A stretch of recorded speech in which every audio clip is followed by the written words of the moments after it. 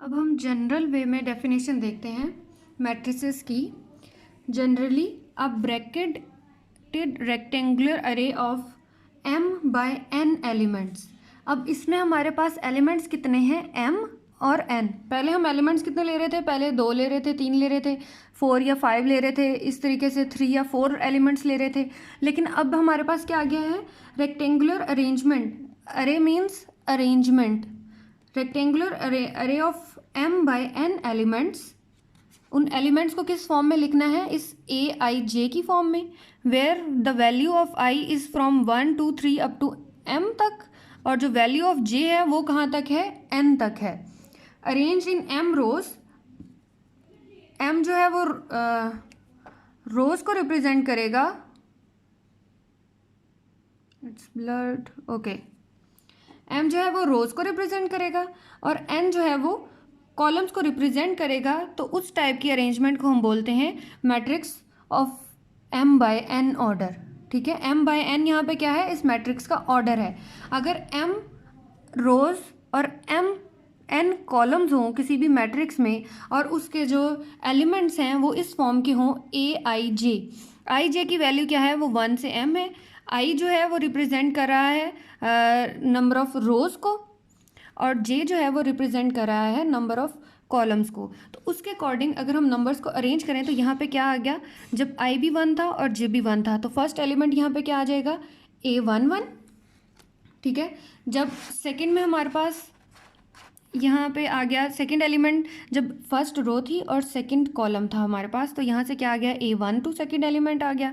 Then जब हमारे पास first row थी और थर्ड कॉलम था तो यहाँ एलिमेंट या एंट्री क्या आ गई, a13 up to so on first row और nth कॉलम, तो एंट्री क्या आ गई, a1n। सिमिलरली इसी तरह जब सेकंड रो और फर्स्ट कॉलम हो तो उसकी एंट्री क्या आएगी, a21। जब सेकंड रो और सेकंड कॉलम हो उसकी एंट्री क्या आएगी, a22। सेकंड रो और थर्ड कॉलम हो तो उसकी एंट्री क्या आएगी, a23। सेकंड रो और nth कॉलम हो तो उसकी एंट्री क्या आएगी, a2n। इसी तरह अगर हमारे पास यहाँ पे कोई ऐसा एलिमेंट हो जो आयथ रो में पड़ा हो और जेथ कॉलम में पड़ा हो, ठीक है, तो उसको आप किस तरीके से लिखोगे। सपोज यहाँ पे कोई एक एलिमेंट है ए आई जे का क्या मतलब है कि ऐसा एलिमेंट है जो आयथ रो में पड़ा हुआ है और जेथ जो है वो उस कॉलम में पड़ा हुआ है। इसी तरह अप टू सो ऑन आप मूव करो, ये am1 का क्या मतलब है, ऐसा एलिमेंट जो mth रो में पड़ा है बट उसका जो कॉलम है वो फर्स्ट है। देन am2 है, m का मतलब mth रो और 2 का मतलब सेकंड कॉलम। am2 ऐसा एलिमेंट है जो mth रो में पड़ा है और सेकंड कॉलम में पड़ा है। देन am3 है, ऐसा एलिमेंट जो mth रो में पड़ा है और थर्ड कॉलम में पड़ा है। Up to so on amn ऐसा एलिमेंट है जो mth रो में पड़ा है और nth कॉलम में पड़ा है। ये हमारे पास जनरल डेफिनेशन होती है मैट्रिक्स की।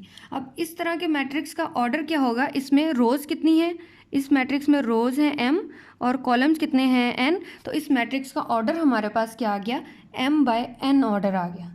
ठीक है, ए आई जे वाली बात आप लोगों को क्लियर हो जानी चाहिए। ए आई जे का मतलब ऐसा एलिमेंट जो आयथ रो में पड़ा हो और जेथ कॉलम में पड़ा हो। अब ये जो मैंने ऊपर एग्जाम्पल्स लिखी थी, ये सेकंड वाली एग्जाम्पल आप ले लें। इसमें मुझे ऐसा एलिमेंट फाइंड करना है, a32 निकालना है। ठीक है, इस मैट्रिक्स में से a32 निकालना है तो वो देख लें कौन सा एलिमेंट होगा। ऐसा एलिमेंट जो थर्ड रो में पड़ा हो और सेकंड कॉलम में पड़ा हो। ठीक है, तो पहले देखो थर्ड रो यहाँ से कौन सी बन रही है, this is the first row, then second row और ये आ गई आपके पास थर्ड रो 3 2 6 वाली। थर्ड रो कैलकुलेट कर ली। अब इसमें से देखो कॉलम आपने कौन सा लेना है, सेकंड कॉलम। ये थर्ड रो थी, अब यहाँ से आप देखें सेकंड कॉलम कौन सा आ रहा है, ये वाला फर्स्ट कॉलम और ये वाला आ गया सेकंड कॉलम 3 -1 2 और नीचे भी एक एलिमेंट आ रहा था दैट इज़ 1। लेकिन हमने ऐसा एलिमेंट लेना है जो थर्ड रो में हो और जो सेकंड कॉलम में हो। थर्ड रो ये वाली आ गई, इन दोनों रोज को आप स्किप कर दें। ठीक है, इनको अगर आप समझे कि ये हमने हाइड कर दी। ठीक है, तो थर्ड रो और सेकंड कॉलम में कौन सा एलिमेंट आ रहा है, थर्ड रो में एलिमेंट्स आ रहे हैं 3 2 और 6, लेकिन जो 3 है वो फर्स्ट कॉलम में पड़ा है, 2 जो है वो सेकंड कॉलम में और 6 जो है वो थर्ड कॉलम में पड़ा है। हमें यहाँ से कौन सा एलिमेंट लेना है, ऐसा एलिमेंट जो सेकंड कॉलम में पड़ा हो, तो कौन सा एलिमेंट यहाँ से आ गया, A32, दैट इज़ 2, ठीक है। A32 यहाँ से क्या आ गया, 2 आ गया। क्लियर है? ऐसे एलिमेंट चूज करना है जो थर्ड रो में पड़ा हो और जो सेकंड कॉलम में पड़ा हो। सेम इसी पैटर्न पर आप यहाँ से देखें, A23 क्या आएगा, ठीक है। 823 कौन सा एलिमेंट होगा, ऐसा एलिमेंट जो सेकंड रो में पड़ा हो और थर्ड कॉलम में पड़ा हो। सेकंड रो अब यहाँ से कौन सी बन रही है, ये वाली सेकंड रो बन रही है, 1 -1 और 4, और ऐसा एलिमेंट लेना है जो थर्ड कॉलम में पड़ा हो। This is the first column, second column, तो ये थर्ड कॉलम आ गया। तो थर्ड कॉलम में ये A23 कौन सा एलिमेंट आ गया, दैट इज 4, ठीक है। अब यहाँ से आपने इसके डिफरेंट एलिमेंट्स कैलकुलेट करने हैं। A31 कैलकुलेट करें,